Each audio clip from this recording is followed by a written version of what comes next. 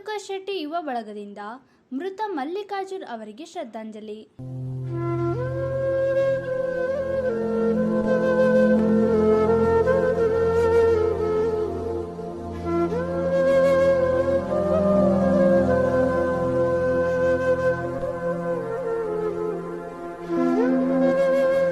Police ಸಿಬ್ಬಂದಿ ಮಲ್ಲಿಕಾರ್ಜುನ್ ಅವರು ರಸ್ತೆ ಅಪಘಾತದಲ್ಲಿ ಮೃತಪಟ್ಟಿದ್ದು, ಮಧುಕರ್ ಶೆಟ್ಟಿ ಯುವ ಬಳಗದ ವತಿಯಿಂದ ನಗರದ ಆಜಾದ್ ಪಾರ್ಕ್ ವೃತ್ತದಲ್ಲಿ ಶ್ರದ್ಧಾಂಜಲಿ ಸಲ್ಲಿಸಲಾಯಿತು.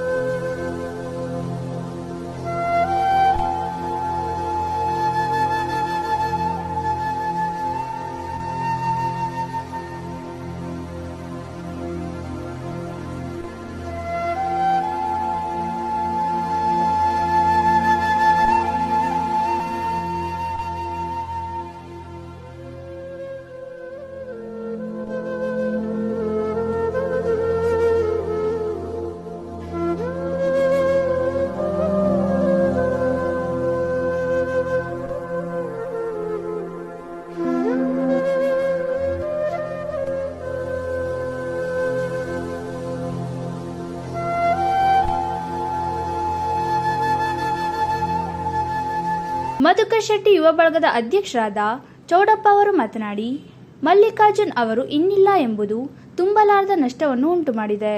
ದೇವರು ಅವರ ಕುಟುಂಬದವರಿಗೆ ದುಃಖವನ್ನು ಭರಿಸುವ ಶಕ್ತಿ ನೀಡಲಿ ಎಂದು ಹೇಳಿದರು. ಬಂಧುಗಳೇ, ಈ ದಿನ ನಮಗೆಲ್ಲರಿಗೂ ಭರಿಸಲಾಗದ ನೋವು, ನಮ್ಮೆಲ್ಲರ ಸ್ನೇಹ ಜೀವಿ ಪೊಲೀಸ್ ಇಲಾಖೆ ಅವರದೇ ಆದ ಒಂದು ಛಾಪು ಮೂಡಿಸಿದಂಥ ಮಲ್ಲಿಕಾರ್ಜುನ್ ಅವರು ನಿರ್ಗತಿಕವಾಗಿ ನಮ್ಮನ್ನು ಅಗಲಿಕೆ ಆಗಿ ಹೋಗಿದ್ದಾರೆ. ಹಾಗೆ ಅವರ ಅಗಲಿಕೆಯನ್ನು, ಅವರ ಸ್ನೇಹಕೂಟ ಸಹ ಅದನ್ನು ಆ ನೋವನ್ನು ಭರಿಸಲಾಗದಂಥ ಶಕ್ತಿ ಆಗ್ತಾ ಇದೆ. ಈ ನೋವನ್ನು ಅವ್ರ ಕುಟುಂಬ ಭರಿಸುವಂಥ ಶಕ್ತಿ ಆ ದೇವರು ನೀಡಲಿ ಅಂತ ಈ ಮೂಲಕ ಆಶಿಸ್ತೇವೆ.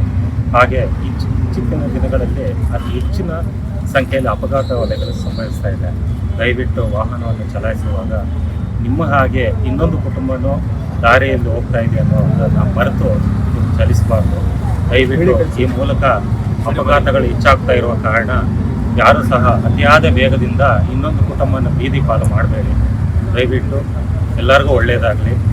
ಈ ನೋವನ್ನು ಭರಿಸುವಂಥ ಶಕ್ತಿ ಆ ಸ್ನೇಹಕೂಟಕ್ಕೂ ಅವ್ರ ಕುಟುಂಬಕ್ಕೂ ಆ ದೇವರು ಹೊಸಲಿ ಅಂತ ನಮ್ಮೆಲ್ಲರ ಮಧುಕರ್ ಶೆಟ್ಟಿ ಯುವ ಬಳಗದಿಂದ ಆಶಿಸ್ತೇವೆ.